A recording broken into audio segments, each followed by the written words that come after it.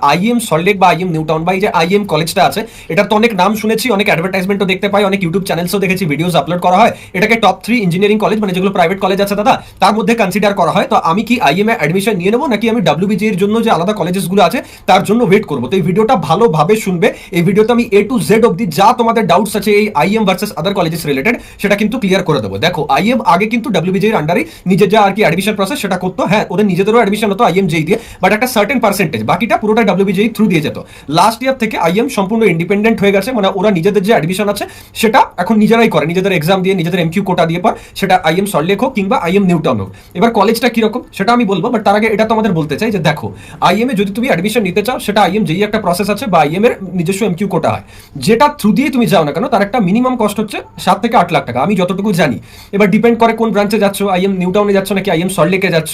এবার কলেজটা কিরকম, কলেজে প্লেসমেন্ট কিরকম হয়, তো জেনুইনলি যদি বলি কলেজ ভালো, আনডাউটেডলি ভালো, কিন্তু সব ব্রাঞ্চ ভালো নয়। সেকেন্ড কথা, আরওয়াই ভালো, আর আরওয়াই এর মধ্যে কিন্তু তফাৎ আছে। আরওয়াই মানে হচ্ছে রিটার্ন অফ ইনভেস্টমেন্ট।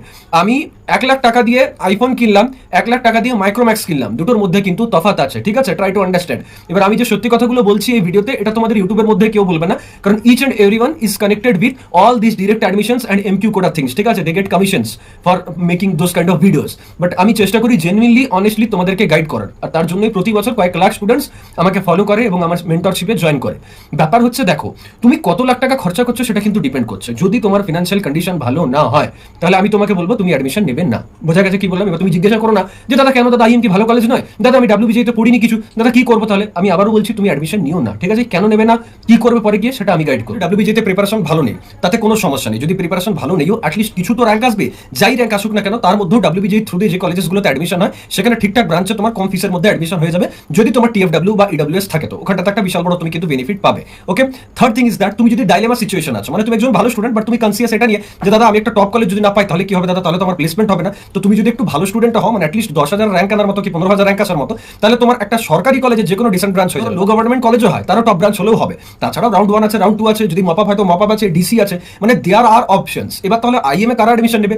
আইএম এ তারাই অ্যাডমিশন নেবে যারা প্রথম থেকে ওই যারা ডিসিপ্লিনড লাইফ আছে না, মানে শর্ট অফ যে আমরা ওই হোস্টেল লাইফ বা স্কুল লাইফ, যারা প্রথম থেকে একটু ডিসিপ্লিন থাকে, প্রতিটা ক্লাসে তুমি এরকম স্টুডেন্ট নিজের বন্ধু বান্ধবকে দেখতে পাবে। ওরকম টাইপের যদি তোমার লাইফ লিডিং এ অভ্যস্ত তুমি, যে হ্যাঁ আমার ডিসিপ্লিন ভালো লাগে, তাহলে তুমি আইএম এ যেতে পারো, কারণ ওদের ক্যাম্পাসের যে রুলস রেগুলেশন সেটা কিন্তু যথেষ্ট strict. Second thing is there, তোমার টাকা পয়সার কোনো প্রবলেম নেই আর তুমি অত রিস্ক নিতে চাও না। তোমার মনে হচ্ছে যে দাদা আমার কাছে 10-12 লাখ টাকা কোনো ব্যাপার না, বাট আমি ডাব্লিউবিজি দিয়ে যে কলেজেসগুলোতে পাবো কবে অ্যাডমিশন হবে অত আমার পেশেন্স নেই দাদা, বা অত আমি রিস্ক নিতে চাই না, তারা আইএম অ্যাডমিশন নিতে পারো, ঠিক আছে? Got my point? এবার হ্যাঁ, তারপরেও যদি আইএম এর তরফ থেকে তোমাকে কোনো স্কলারশিপ দেওয়া হচ্ছে, এক্সট্রা বেনিফিট দেওয়া হচ্ছে তোমার পার্সেন্টেজের জন্য, দেন you may go for it. বাকি একটা অনেস্ট আর কি রিভিউজ দিলাম তোমাদের, আশা করছি বুঝতে পেরেছো। Thank you.